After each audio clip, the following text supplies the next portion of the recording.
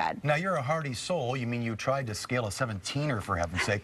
But are you scared of ghosts? There is a scientific theory that paranormal events are products of the human mind, and ghosts only exist because we believe in them. So this is a brand new movie in theaters this Friday. It's called The Apparition. And it's about these researchers who decide if you believe in spirits, you can conjure them and create them. And of course, the experiment goes terribly wrong and will horrify you and thrill you in the theaters. But it got me thinking, come on, are ghosts real? And I know just the guys to ask. How about it? Bryan and Baxter are paranormal experts here in Denver, and they've been on hundreds of these investigations in Colorado, probably more. It's a passion of theirs, and they can tell us if ghosts are real or what their opinion is, and some of the more haunted spots around our state. Bryan and Baxter, good to see you guys. Welcome to the show. Good to see you. You called each other today, obviously. That's exactly. Actually, nice. We didn't call each other. That was the problem. Because you just knew. Now, I asked you before the show, come on, can you give me proof that ghosts exist? And you surprised me with your answer. No, we can't. And whether or not you even believe in ghosts.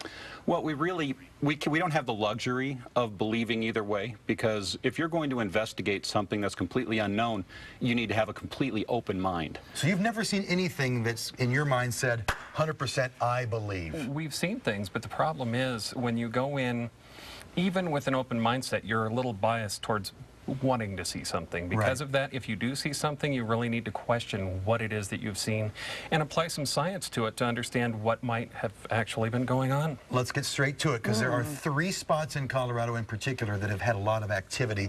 Up first, you guys say Cave of the Winds. Now, Jen actually was there, did a whole story. So let's roll the video of Cave of the Winds. This is haunted?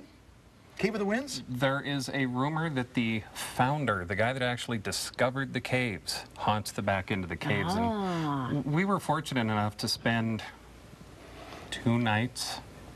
Altogether 4 nights. Yeah. Wow. And it's a wonderful location, one of the most beautiful places you'll be. Did you see, hear, feel anything there? Anything out of the ordinary? I did have a Scooby-Doo moment.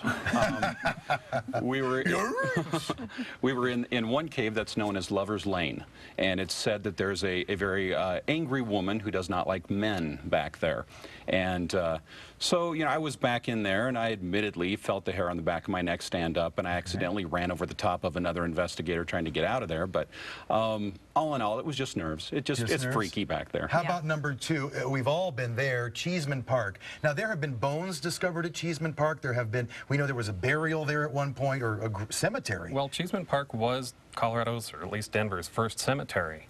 There's still somewhere between 2,000 to 5,000 bodies at the park right now. And we know this for sure because a couple of years ago we were actually on the forensic team that worked on some of the skeletons that were unearthed there. Right. And just an amazing bit of science that we can bring into the whole paranormal research thing. What's the most bizarre thing that's happened there? Are people seeing ghosts there?